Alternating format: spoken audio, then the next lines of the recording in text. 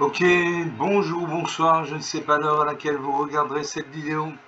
C'est encore et toujours Olivier Lunette, en direct de Magic the Gathering Arena, Magic l'Assemblée Arène en français. J'espère que vous allez bien. Nous sommes le mercredi 17 décembre, il est 19h54 exactement, je rentre à la maison et j'ai envie de jouer à Magic comme tous les jours. Je n'ai pas fait de vidéo aujourd'hui, donc on va se faire une petite vidéo pour ce soir, ou pour demain matin.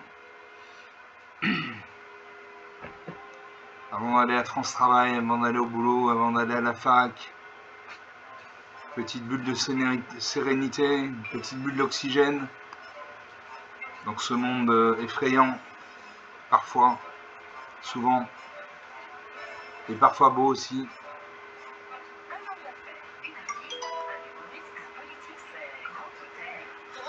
Donc je souhaite la bienvenue à tous nos nouveaux abonnés.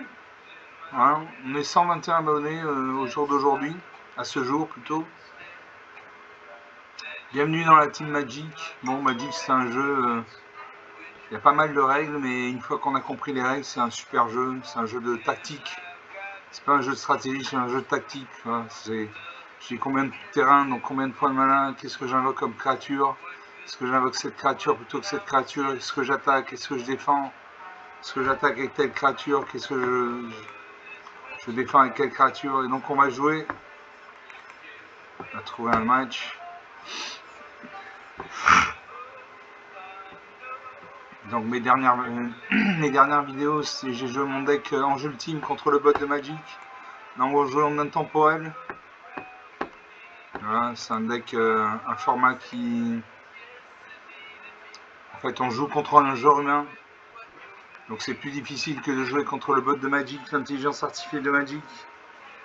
Parce que Sparky, l'étincelant l'intelligence artificielle de Magic, commet des erreurs tactiques parfois qui coûtent la partie. Là, un joueur humain aurait persévéré, serait resté dans la partie. Je me bats contre Gunny You Down, enchanté. Moi c'est Lightning Wave, onde de choc en français, votre humble serviteur. Donc on va jouer contre un joueur humain, donc ça va être plus difficile que contre le bot de Magic. Je commence, j'ai 5 terrains, très très bien. J'ai 3 plaines, donc 3 manas blanches. J'ai 2 forêts, donc 2 manas vertes. Je barrissement d'un mood pour 5 manas, au moins un vert, au moins un bleu, au moins un rouge. Crée un jeton de créature 5/5 verte éléphant. Pour 6 manas, dont un noir, un rouge, j'ai rayon de jugement. Le rayon de jugement fait 6 blessures à une créature ciblée. Et tout jusqu'à un équipement attaché à cette créature. Je garde ces cartes.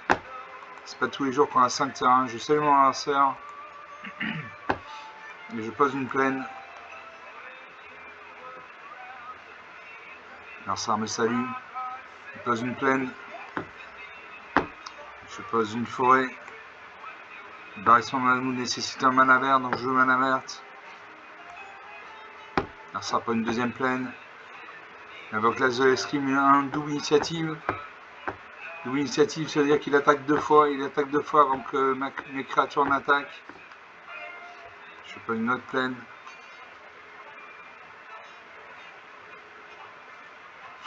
Alors ça prend une troisième plaine. Il a peut-être un deck monochrome blanc. Il attaque 2 fois. 18 à 20, la partie commence. Il invoque longévité, une de 2. J'ai posé un arrêt.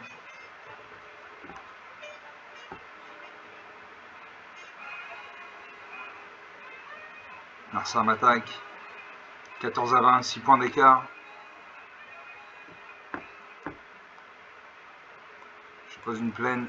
Je peux jouer Nid Essence Corps de Lion. Une 2-5. À chaque fois que vous attaquez, les créatures contrôlées gagnent plus en plus jusqu'à la fin du tour. Donc une bonne carte. À mon arsenal de jouer. Il va avoir ma 2-5. Peut-être qu'il va pacifier ma 2-5. Il pacifie ma 2-5. Ma créature ne peut plus ni attaquer ni bloquer. Continue à attaquer. 10 à 20. 10 points d'écart. Je pose une 4ème plaine. Je joue la Vipère Putrugle, une 6-6. Ou Vertu de loyauté. Au début de votre de fin, mettez un marqueur plus important sur chaque créature contrôlée. Dégagez ces créatures. J'ai la Vipère Putrugle. Donc, à chaque fois que cette créature arrive ou attaque, mettez un marqueur gangrène sur elle. Puis, pour chaque marqueur gangrène sur elle, chaque adversaire perd 4 points de vie à moins que ce joueur ne sacrifie un parent non terrain de son choix ou ne se défausse d'une carte. Donc c'est une très bonne carte. Très puissante, une 6-6. Je confirme. Je paye. Donc voilà, ça va perdre 4 points de vie, se défausser d'une carte. Se défausser d'une carte non terrain. Il réfléchit. Il a perdu 4 points de vie, 10 à 16, 6 points d'écart. L'attaque avec ça de 2 volants, j'ai ni haut ni à portée, je ne peux pas bloquer. 8 à 16. Je suis pas d'une forêt. Je la vertu de loyauté. Au début de votre étape de fin, mettez un marqueur plus +1/+1 sur chaque créature contrôlée et dégagez ces créatures. Donc une très bonne carte.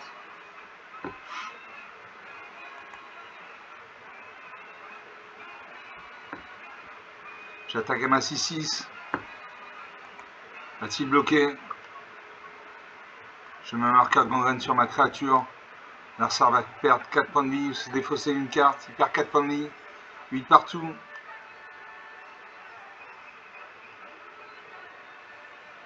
J'attaque 8 à 1. 7 points d'écart. 7 points d'écart, c'est vite rattrapable sur Magic. L'adversaire invoque le gardien angélique, une 5-5 volante. À chaque fois qu'on une créature contrôlée attaque à la carte destructive jusqu'à la fin du tour. 6 à 1. Je pose une île.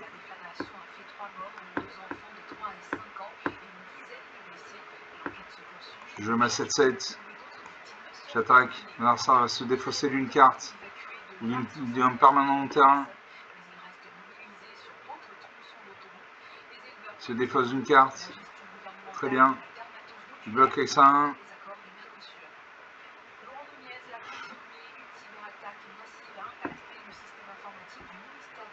Son as de l'escrime est mort. Il m'attaque. 1-1. Ah, je perds la partie. Je pensais gagner. Je pensais que j'allais gagner. J'ai perdu la partie. Bon, très bien. 7 minutes de jeu depuis le début de cette vidéo. Je n'ai pas réfléchi. Il m'a fait 7 points de dégâts. J'ai attaqué alors que j'aurais dû rester en défense. Bon, une partie jouée, une partie perdue. Il avait des bonnes cartes. Il avait des cartes indestructibles. On va lancer une deuxième partie.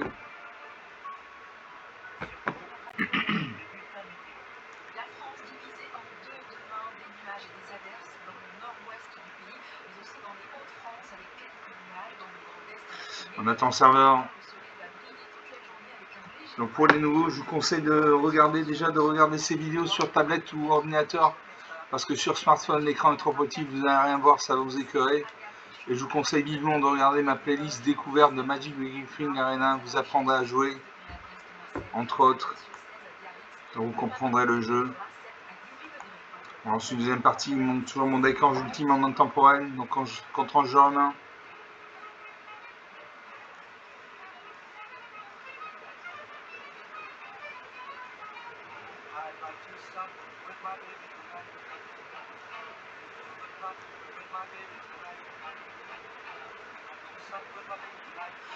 Je me bats contre J White 83. Le puissant, moi c'est Lightning Wave, onde de choc en français. Votre humble serviteur. Allez, je commence avec 3 terrains, machine. Je commence avec 3 terrains. L'adversaire, j'en premier. Je m'en fous, j'ai 3 terrains. J'ai une île, donc une mana bleue. J'ai un marais, un mana noir. J'ai une montagne, une mana rouge. J'ai l'ange de la vitalité pour 3 mana, dont un blanc. Une 2 de vol. Si vous devez gagner des points de vie, vous gagnez ce nombre de points de vie plus 1 à la place. Cette créature gagne plus de tant que vous avez au moins 25 points de vie. Pour 3 mana, dont un blanc, j'ai ange éblouissant, une 2-3 vol. À chaque fois qu'une autre créature que vous contrôlez arrive, vous gagnez un point de vie. Pour 2 mana, dont un noir, j'ai Aruspice sanguin, une 2-1 vol, lien de vie. Donc lien de vie, c'est quand il fait 2 points de dégâts à mon adversaire concède la partie. Très bien. Très très bien. 9 minutes de jeu. Donc sur 2 parties jouées, une de perdue, une de gagnée. Par forfait, mais gagné quand même.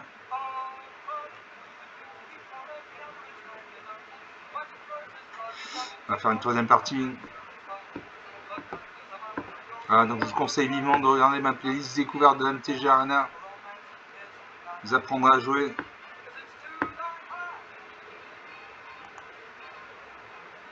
Je récupère 250 pièces d'or, 275 points d'expérience. On lance la troisième partie. Voilà. Encore une belle illustration. Magic, c'est un bon jeu, c'est aussi un beau jeu, il coche toutes les cases. Je me bats contre Bachou. Enchanté. Je commence, j'ai 2 plaines, donc 2 mana blanches, j'ai une montagne, une mana rouge. En jeu de létalité pour 3 mana dans le blanc, une de 2 vol. Si vous devez gagner des points de vie, vous gagnez ce nombre de points de vie plus 1 à la place. Cette créature gagne plus de temps que vous avez au moins 25 points de vie. Pour 3 mana dans le blanc, j'ai l'ange éblouissant, une de 3 vol. À chaque fois que notre créature que vous contrôlez arrive, vous gagnez un point de vie. Pour 4 mana dans le noir, j'ai vengeance des corbeaux. À chaque fois qu'une créature vous attaque ou attaque un point de soccer que vous contrôlez, le contrôleur de cette créature perd un point de vie, il gagne un point de vie. Et pour 6 malins dont un vert, j'ai don primitif. À chaque fois que vous lancez un sort de créature, créez un jeton de créature 3 verts bête. À chaque fois que vous lancez un sort non créature, mettez 3 marqueurs plus 1 sur une créature ciblée que vous contrôlez. Et touche terre à chaque fois qu'un terrain que vous contrôlez arrive, vous gagnez 3 points de vie. Je garde ces cartes. Je salue mon adversaire. Et je joue en premier. Donc je joue une plaine. J'ai des cartes blanches. Je joue la mana blanche. À mon adversaire de jouer. Il pose une forêt. Il invoque la paire de curieux. Il crée un jeton de trésor, un jeton de nourriture. 2 points à 1, sacrifiez le jeton, vous gagnez 3 points de vie. Je pose une deuxième plaine.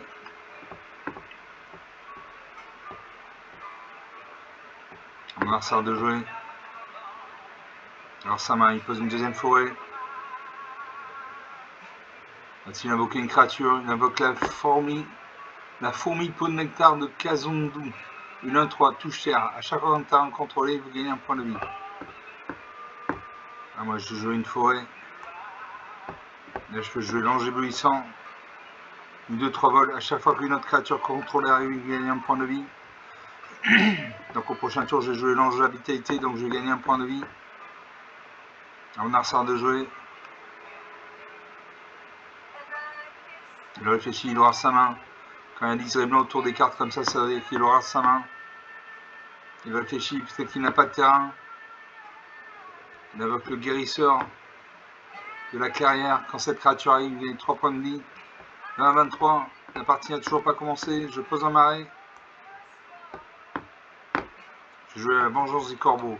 À chaque fois qu'une créature vous attaque ou attaque un point sur corps que vous contrôlez, le contrôleur de cette créature perd un point de vie, il gagne un point de vie. Donc une bonne carte.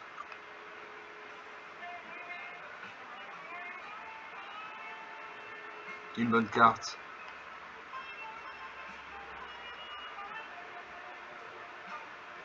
J'attaque à ma 2-3. Elle a le vol, en face c'est un niveau ni à portée, donc il ne peut pas bloquer. Je m'affiche 2 points de dégâts. Il réfléchit. Il booste sa créature. 20-21, la partie commence. Dans une troisième forêt, il gagne 3 points de vie. 20-22. Il invoque un deuxième guérisseur de la perrière, il gagne 3 points de vie. 20-25. Paire de curieux. Crée un jeton de nourriture. M'attaque avec 2 créatures. 20-23. Je pose une forêt. Je vais l'ange de la vitalité, une 2-2. Grâce à mon ange éblouissant, je gagne un point de vie. J'attaque à ma 2-3. Enfin, c'est ni le vol ni la portée, il ne peut pas bloquer. 22-21. Là, ça prend une 4ème forêt. Il doit avoir un deck monochrome vert. Il invoque Arasta de la toile sans fin, une 3-5 portée. À chaque fois qu'un adversaire lance un sort d'éphémère de rituel, crée un jeton de créature de 1-2 verte araignée, il a porté. Ah, moi, je pose une montagne. Je joue le nom primitif. À chaque fois que vous lancez un sort de créature, créez un jeton de créature 3-3 vert bête. À chaque fois que vous lancez un sort non créature, mettez 3 marqueurs plus 1 sur une créature ciblée contrôlée. Et touche terre à chaque fois qu'un terrain que vous contrôlez arrive, vous gagnez 3 points de vie. Donc je joue ça. Une bonne carte, une très bonne carte. Je n'attaque pas parce qu'en face il y a une 3-5 à la portée. Donc il peut se battre contre mes créatures qui ont le vol. Il détruit mes créatures, donc je n'attaque pas. Magic, c'est pas un jeu où on attaque à tous les tours, c'est faux. Il faut réfléchir, c'est pas un jeu de bourrin. L'adversaire regarde mes enchantements.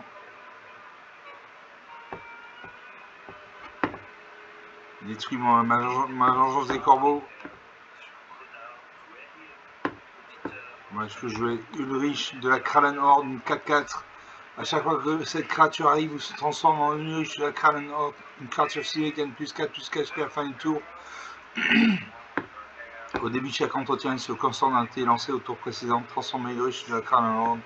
On le transforme en Ulrich Alpha incontesté, une 6-6. Je joue ça. Je crée un jeton 4-3-3 verbet. Je gagne un point de vie. 24 à 22. Je vais mettre un +4 jusqu'à la fin du tour sur ma 2-3.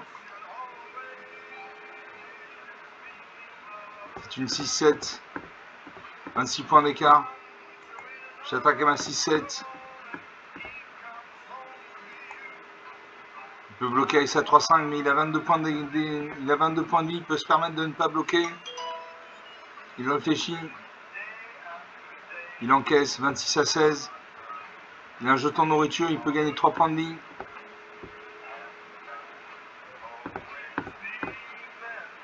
On a ça de jouer. On va voir ses cartes.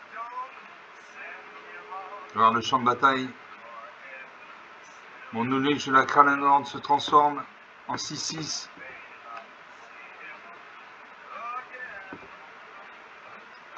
Alors, chaque fois que cette créature se transforme en Ulrich Alpha incontesté, vous pouvez faire qu'elle se batte contre une créature non loup-garou ciblée que vous ne contrôlez pas. Donc, je peux jouer contre sa 3-5. Il n'y a pas de loup-garou. Je vais cibler sa 3-5. Donc, ma 6-6 va se battre contre sa 3-5. Sa 3-5 va mourir. Ma 6-6 va survivre.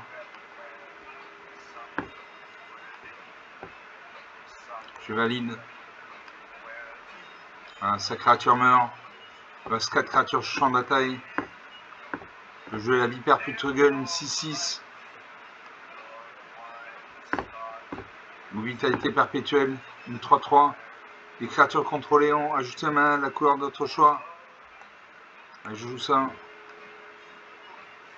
Je crée un deuxième jeton 3 tours verbet.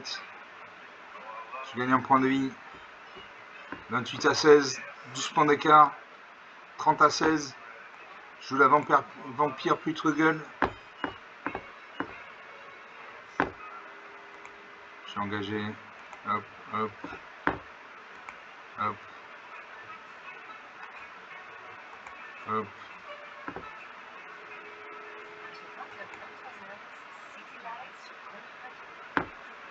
Je confirme 5. Ah merde, j'ai sacrifié mes créatures, merde. Je croyais que je les engageais. Ah merde, ça craint. Ça craint, ça craint, ça craint. Je pensais que je les engageais, je pensais pas que je les sacrifiais. Bon, c'est une erreur tactique de ma part, j'ai pas fait attention. Bon, j'ai 32 points de vie, il en a 12, 20 points d'écart. Alors son jeton de nourriture, il le sacrifie, il gagne 3 points de vie. 32 à 15.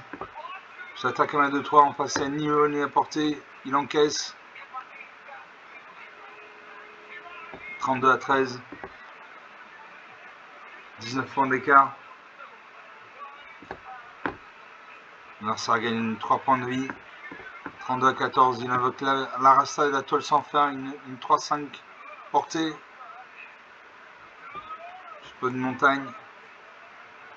Je gagne 3 points de vie. 35 à 5. Je peux jouer l'invocation Bahamut.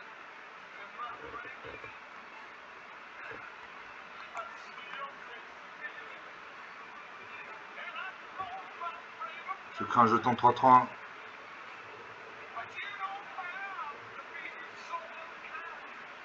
Je détruis une créature ciblée, je détruis sa 3-5.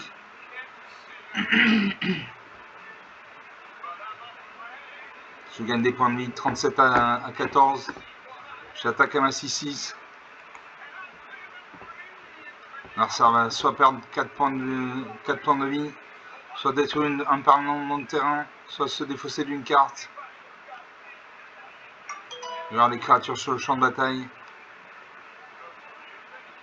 Il détruit 2 de ses créatures.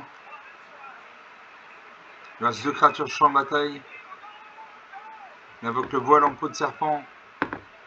Sa fourmi au pot de miel passe à 2-4. Alors ça invoque la bombe crânienne du labyrinthe. Sacrifier cet artefact, piocher une carte ou sacrifier cet artefact. Une créature ciblée contrôlée. Quand même plus sur la carte, le piétinement jusqu'à la fin du tour, piocher une carte. Donc il a une 5-7 piétinement. J'ai bloqué avec ma 9-9. Mon Arsar concède la partie, très bien. 37-15. 17 points d'écart. Non, 15. 15 et 7, 22 points d'écart. 21 minutes de jeu depuis le début de cette vidéo.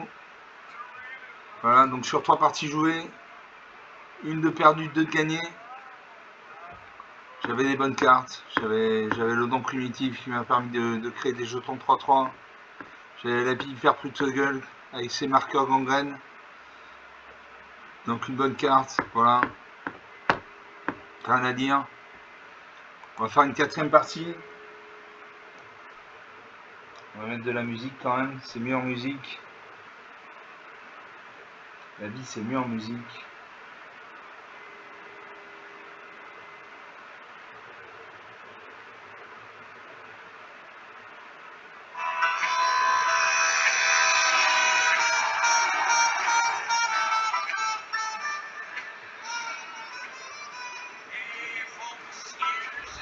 Je récupère 100 pièces d'or, 275 points d'expérience. On lance une 4e partie. Ah, j'ai un exploit. J'ai fait un exploit.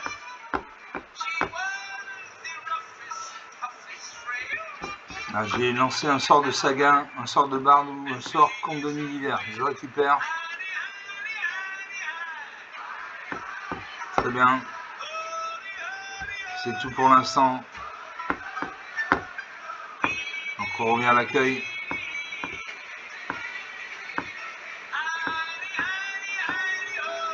On va faire une 4e partie. Toujours mon deck en ultimement temporel.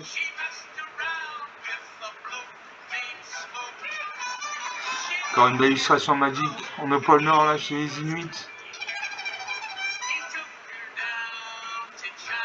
Je me bats contre Kamel 665, 666.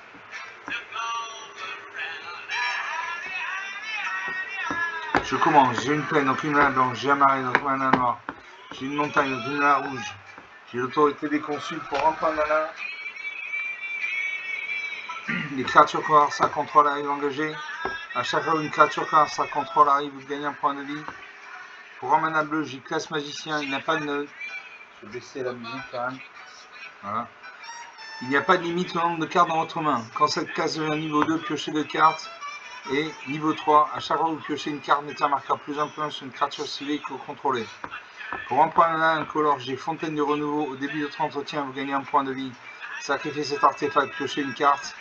Pour 4 mana, dans le monde de blanc, j'ai jour de condamnation, détruire toutes les créatures. Donc une carte très puissante. Je garde ces cartes, je salue mon harceur. Je ne sais pas ce qui commence. L'arceur réfléchit.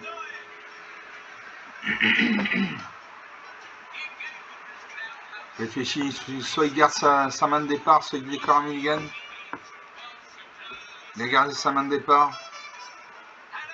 Je joue une plaine. Je joue la Fontaine de Renouveau. Au début de notre entretien, vous gagnez un point de vie.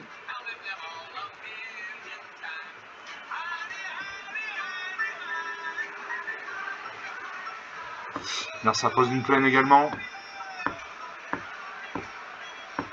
Je pose une 2e plaine. Je joue l'autorité des consuls. Les créatures que vos adversaires contrôlent arrivent engagées. À chaque fois qu'une créature qu'un adversaire contrôle arrive, vous gagnez un point de vie. Donc 2 bonnes cartes qui font gagner des points de vie. 21 à 20, le premier qui arrive 0, qui n'a plus de cartes à piocher perd la partie. Il a 241 cartes, j'en ai 242.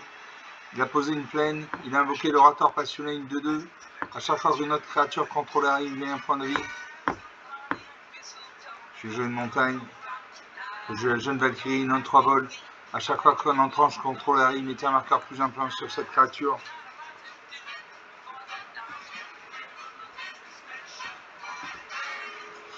Alors ça pas une troisième plaine. Il doit avoir un deck monochrome blanc. Il invoque Delné, Vigie débrouillarde.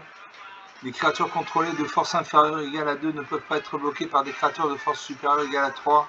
Si une capacité d'une créature de force inférieure égale à 2 contrôlée se déclenche, cette capacité se déclenche une fois de plus. Là, je joue un marais. Suivant. J'attaque ma 1-3. En face à ni E1 ni à portée, il ne peut pas bloquer.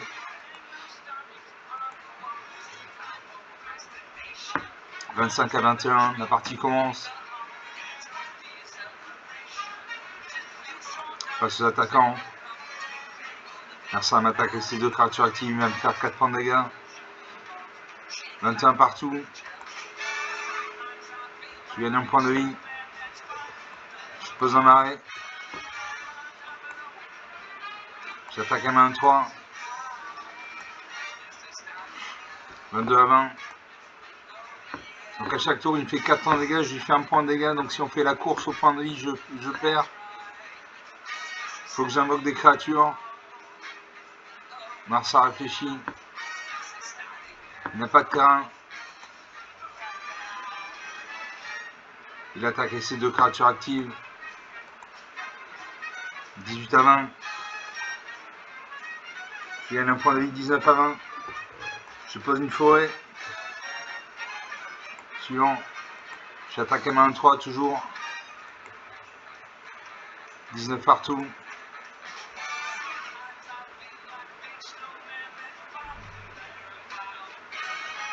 Face aux attaquants, il m'attaque avec ses 2. Voilà. 15 à 19. Ah, il faut une carte de créature là. Narsa n'a pas encore joué. Je gagne un point de vie. Je pose une montagne. Je fléau de bois sauvage. J'ai 2, 4, 6, 7. Cette créature avec. Donc le fléau de bois sauvage pour X mana plus au moins un vert. Cette créature arrive avec X marqueur plus 1 sur elle. A chaque fois qu'on a un autre marqueur émis sur une autre créature non contrôlée, mettez un marqueur plus 1 sur cette créature. Donc j'ai 2, 4, 6, 7 terrains. Donc je vais mettre 6. Je vais mettre 6 terrains. La créature devient 6-6. J'attaque à main 3.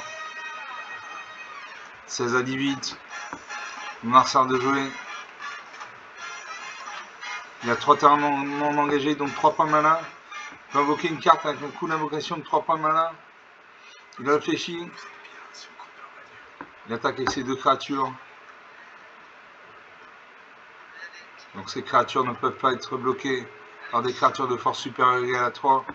12 à 18. Je gagne un point de vie. Je joue l'hydrène de la mousse, une créature très importante. C'est une 0-0 piétinement. Cette créature arrive avec un marqueur plus 1 sur elle. Donc c'est une 1 et touche terre. À chaque fois qu'un terrain contrôlé arrive, doubler le nombre de marqueurs plus 1 sur cette créature. Donc c'est une 1-1.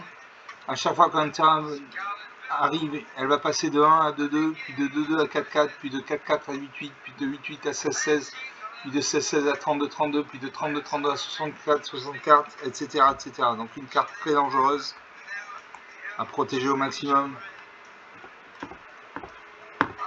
Suivant. J'attaque à mes 2 créatures actives, je lui fais 7 points de dégâts. 13 à 11. La partie est relancée.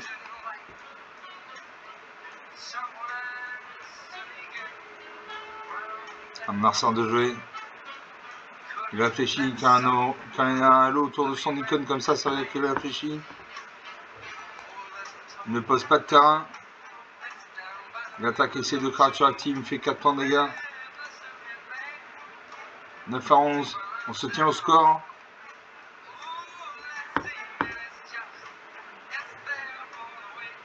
Je gagne un point de vie. Je joue la chevalière ou luxe ouvreuse de brèche. Une de 2. Cette créature avec un marqueur plus 1 sur elle pour chaque autre créature ou artefact contrôlé. J'ai 3 créatures et un artefact. Donc j'ai Donc elle va arriver avec 4 marqueurs plus un plus 1 sur elle, ça va être une 6-6.